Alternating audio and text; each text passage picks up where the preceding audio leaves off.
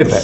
एक अड़ियल, जिद्दी और खतरनाक हद तक दिलेर आदमी जो नताइज का नहीं सोचता, जो ठीक लगे वो कर देता है, फिर नुकसान हो या फायदा हो वो डटा भी रहता है उसके ऊपर। बातों का ऐसा होता है नुकसान हो जाता है वो डटा रहता है, फायदा हो जाता है फिर भी डटा रहता है। तो मुख्तलिफ आदमी है जो हार नहीं मानता। और शायद इंसानों की गलतियों में या जराइम में या उसकी डिक्शनरी में जो सबसे बड़ा जुर्म है वो भी यही है कि कोई हार मान जाए। हर जगह पे हर तकरीर में वो बताता है कि हार नहीं माननी है आपने। ये आदमी आउटसाइडर है, ये आदमी एलियन है इस सिस्टम के लिए जिस सिस्टम में हम सारे रहते हैं। सिस्टम सबको एक्सेप्ट कर रहा है, सबको कबूल कर रहा है, लेकिन इस एक आदमी को कबूल नहीं करता। लेकिन इसके बावजूद ये आदमी रोजाना इस सिस्टम में नकब लगाता है। और इस सिस्टम में मतलब सिस्टम ऐसा है ना कि उसके अपने बड़े अच्छे अच्छे साथी माफिया का हिस्सा है।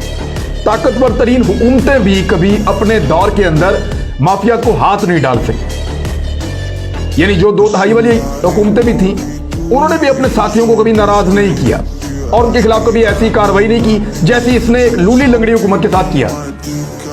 यानी अपने साथियों को नाराज किया, अपने इत्तेहादियों को नाराज किया, लेकिन कुछ चीजों पे कॉम्प्रोमाइज नहीं किया।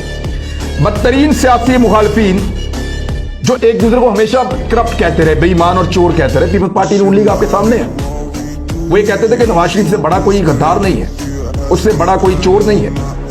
वो तो एक ऐसा पंजाब बनाना चाहता है कि इंडियन पंजाब और पाकिस्तानी पंजाब इकट्ठा हो जाए। वो तो सौदेबाजी कर रहा है और बड़ी सिस्टमैटिक करप्शन करता है। और ये सारे फ्लैट्स और 2 नंबरी इसने किए। पीपल्स पार्टी ने कहा था, साबित भी किया था, लेकिन कभी जेल में नहीं डाला।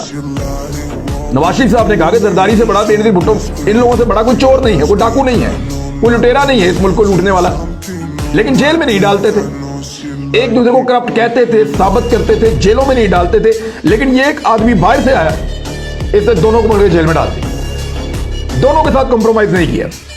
यानी तारीख का सबसे बड़ा अपोजिशन का जो अलायंस बना वो इस आदमी के खिलाफ बना है, और फिर भी वो इसके खिलाफ कुछ नहीं बिगाड़ पाया।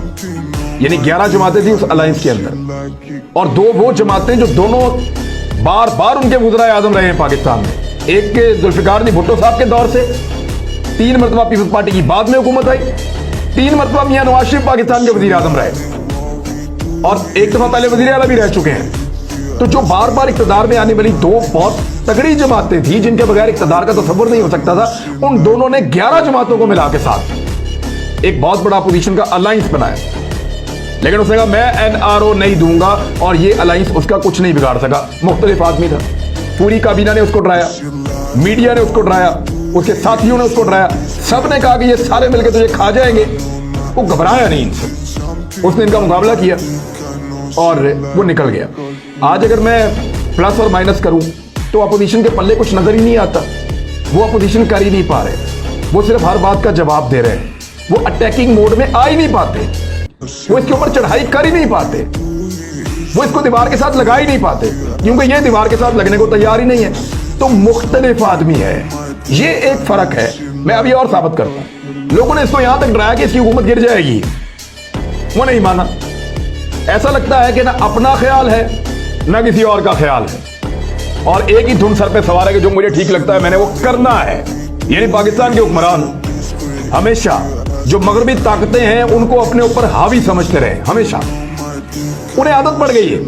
यानी हमारे हुक्मरान तबके को आदत पड़ गई है कि जो मगरबी ममालिक अमेरिका, यूरोप, वो जो कहेंगे वो हमने करना है, आंखें बंद करके करना है। और मगरब को भी आदत पड़ गई है कि ये झुके हुए लोग हैं, ये हमारे आगे आदाब बजा ला के नीचे झुके हुए लोग हैं, उनको भी आदत पड़ गई है गंदी कि इनको जो कहना है इन्होंने वो करना है। फिर एक दिन अचानक आपको आवाज आती है एब्सोल्युटली नॉट, सारे अक्का बक्का, मीडिया परेशान, दानिश्वर परेशान, सियासतदान परेशान, जो पॉलिटिकल लीडर हैं वो बड़े खुश। उन्होंने कहा अब ये क्या, अब ये उड़ गया, क्योंकि किसी को ये कॉन्फिडेंस ही नहीं था कि अमेरिका को एब्सोल्युटली नॉट कहने के बाद कोई आदमी पाकिस्तान में इक़्तिदार के ऊपर बैठा रह सकता है।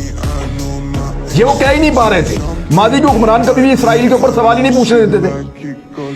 इंटरव्यू से पहले तय कर देते कि इसराइल के बारे में बात नहीं पूछनी आपने हमसे, हम कैसे कहें कि हम तस्लीम नहीं कर सकते, इससे बबांगे धोल का मैं नहीं करूंगा। फिर बोलता है एब्सोल्युटली नॉट। सारे कह रहे थे कि ये गया, अब तो ये फारिग हो गया, इसके नताइज ये भुगतेगा।